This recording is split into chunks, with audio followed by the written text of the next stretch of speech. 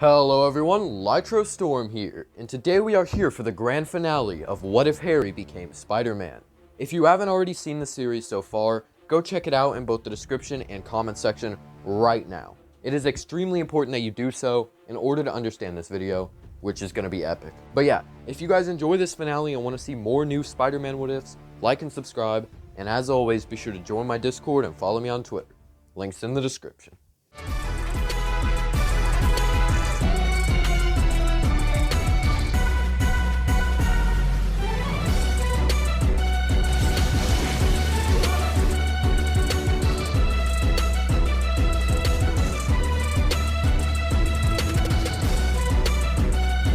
Once Harry had completed his new suit, he begins to try and find Peter. It takes some time, but he manages to find him the next night and appears behind him. He urges his friend to stop before he does something drastic, but Peter turns around with a crazed face. It is then that Harry's worst fear has come true.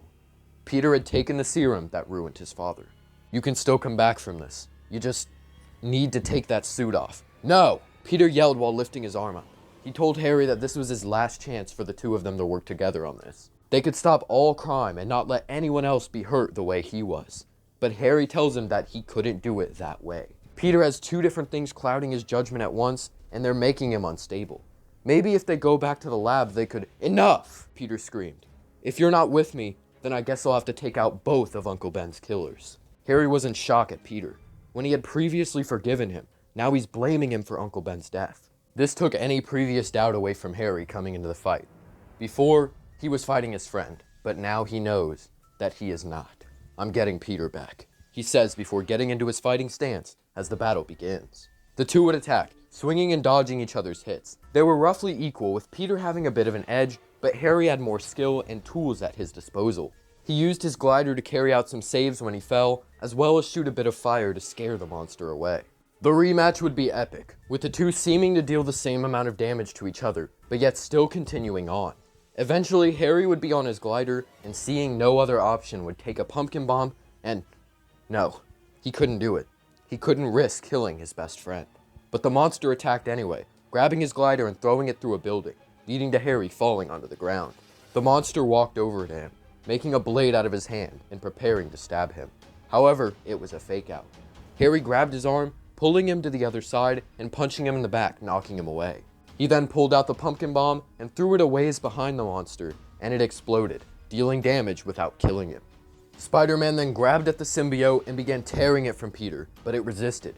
Eventually, when he was finally pulling it off, Peter punched him in the face, trying to make him let go.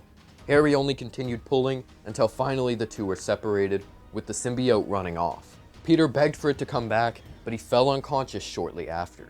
We would then see Eddie Brock at a church praying for Peter's death. The symbiote then snuck its way through and attached itself to Eddie, given that he had the most hatred in the nearby area and he couldn't go back to Peter as he'd just be torn off again and probably lose. This led Venom to now go and try to find Sandman, who is alive by the way. He survived like he did in the original.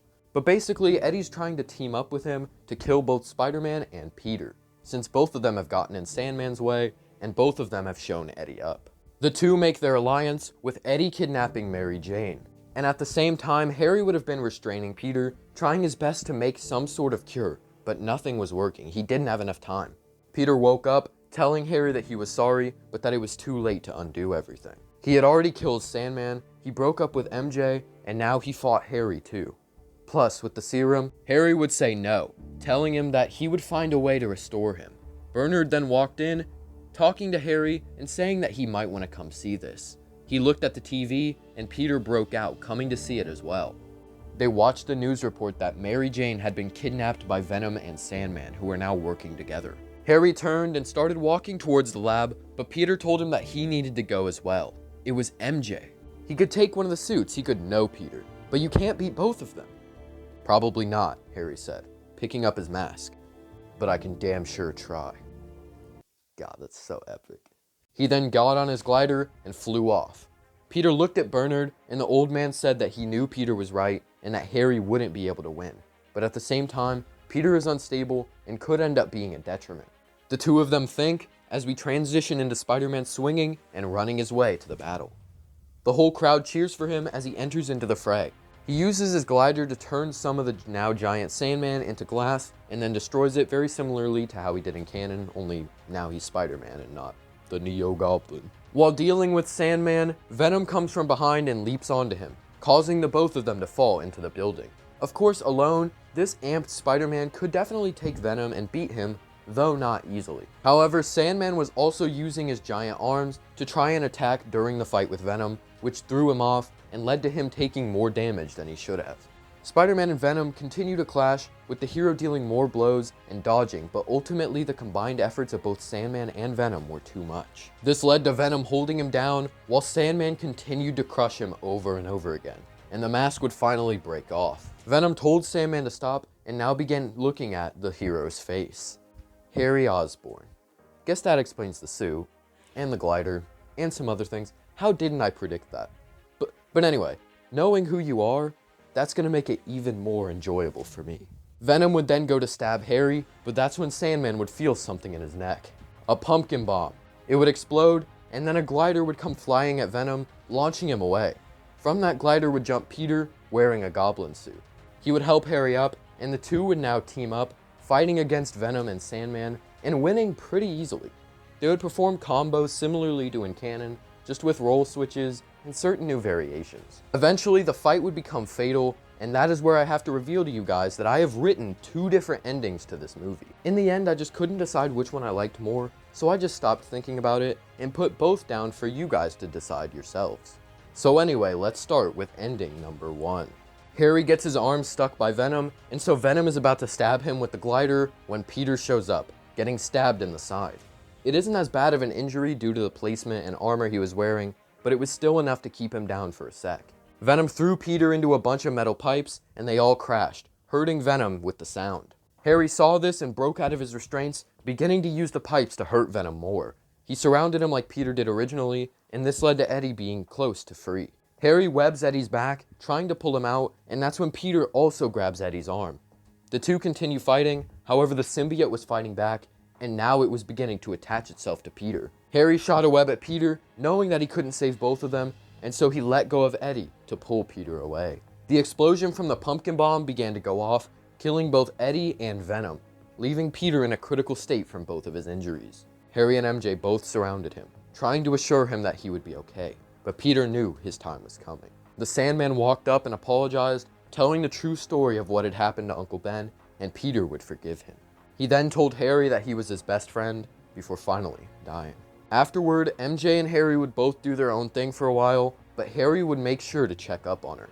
Meanwhile, he would be trying his best to compose himself before continuing to go out with Gwen Stacy. He would also make sure to never forget what Peter had done, and never forget that he was his best friend.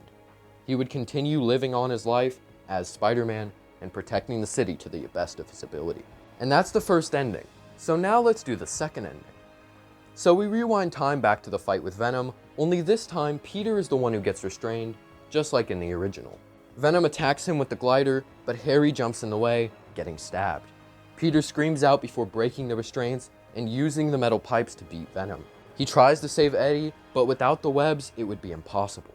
This leads to both Eddie and the symbiote dying in the explosion. Peter would go to Harry and he would apologize, but Harry would tell him that it was okay. Sandman then pulled up and apologized to Peter, telling him the true story of Uncle Ben's death, and Peter forgives him.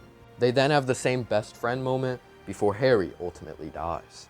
With this, Peter over time would manage to get himself together and stop the serum's effects. This is because we saw Harry in the final battle not being affected at all mentally by the serum, so it must wear off if you have a strong enough will.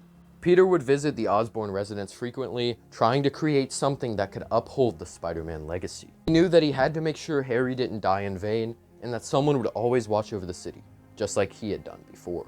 At the same time, he also tried fixing things with MJ, and the two would have the same slow dance, thus ending the film. So yeah guys, that was What If Harry Became Spider-Man, and this series is honestly one of my best works on the channel, and I'm very proud that I managed to make something this good, using some of my favorite movies and characters. I went into the third movie thinking it wouldn't be very interesting because Peter didn't have any ego, so the symbiote wouldn't affect him as much, and Harry really didn't have anywhere interesting to go with his character. However, I think overall I managed to make a really good third installment to the series, and I hope you guys feel the same way. Let me know which ending you liked more and why in the comments, and just let me know how much you like this series.